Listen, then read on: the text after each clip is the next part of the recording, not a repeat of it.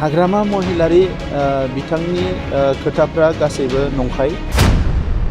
दुखुनांथावा बेसो जे 17 बोसोर सासन खालामनानै आरो बिनि सिगाङाव माखासे बोसोर रिभलिउसन खालामनानै दिनैसिमबो बिथाङा जे उन्दै मानसिफोरबायदि खोथा बुङो आरो मोनफ्रोमबो खोथायानो अजन गैया, कुनु भेलु गैया, मिनिं गैयै खोथाफोरखौ बुङो। हाग्रामा महिलारि बिथांनि खोथाफ्रा गासैबो नंखाय आरो बेबायदिनो खोथा बुंनानैनो बिथाङा राजखान्थि खालामबोदों।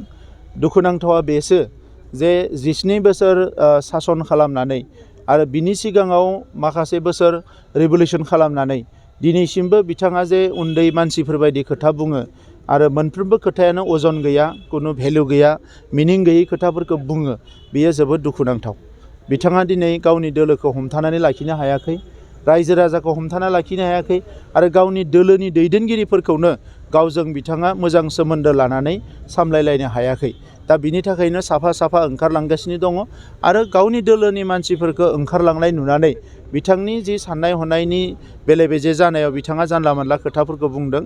बे खोथाफोरखौ सावरायनानै जोङो समखौ ओरैनो आद्रि खालामनाङा।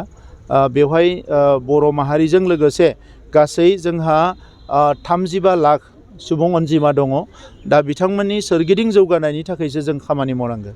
खाम्फा आरो चन्दननि जिथु थासारि, इउपिपिएलनि जिथु बिसोरनि बिबान, बे बिबाना माबायदि बिबानाव लाखिनानै खामानि? नोंथांमोनहा बयबो मिथिगौ आरो गोबाङानो बे बाथ्राखौ सोंदों जे खाम्फा बरगयारि बिथांखौ मा बिबान होगोन। दैदेनगिरि सासेया गावसो गुबुनखौ थिग खालामो, बिथांखौ गुबुना थिग खालामा।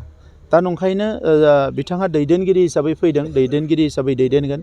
बिटिआर ओनसोलनि जेंनाफोरखौ बिथाङा मिथिगौ, हारि माहारिनि जेंनाफोरखौ मिथिगौ, रांखान्थि समाजखान्थि गुबुन गुबुन जेंनाफोरखौ बिथाङा मिथिगौ। दा बे हिसाबै जि खामानिखौ बिथाङा बिपिएफ दोलोआव थाना मावनो हायाखैमोन, बेखौ इउपिपिएल दोलोआव फैनानै गोख्रोङै मावलांनो हागोन।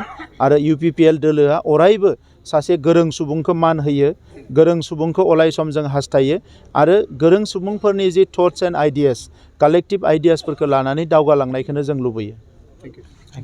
बिथांखौ आं उन्दै समनिफ्रायनो लोगो मोनदों आरो बिथाङा जोंनि न'आवबो फैयोमोन। जोंनि आफाजोंबो मोजां सोमोन्दो दङमोन आरो लोगोसे आं तामुलपुरनिखाय तामुलपुर ओनसोलनिनो बिथाङाबो हिसाबै लोगो मोनोमोन आरो उन्दै समनिफ्रायनो आं नुदों जे बिथाङा जोबोद सासे गोख्रों सिन्ता खालामनो हाग्रा आरो गावनि माहारिजों लोगोसे गुबुन गुबुन माहारिनि जेंनाफोरनि सायाव गोख्रोङै साननो हानाय आरो माखासे संग्राम खालामनो हानाय सासे दैदेनगिरिमोन। नाथाय मोनसे जाथायाव बिथाङा जिउ गारनो गोनां जादों। आङो बिथांनि सोरगोआरि जिउ सोलेरनि खाथियाव खुलुमनायखौ बावहरदों आरो दिनै बेवहाय राभानि माखासे जातीय आफादफ्रा, माहारि आफादफ्रा ज' जानानै बेवहाय आरसुनि जि डिस्ट्रिक्ट कनफारेन्स जादों बेजों लोब्बा लानानै बिथांनि मोनसे मुसुखा गायसनदों आरो बेखौ बेखेवनो आंखौ हांख्रायनाय लेखायै आं फैदों आरो बेखौ बेखेवनो मोननानै आङो गोजोननाय मोनदों।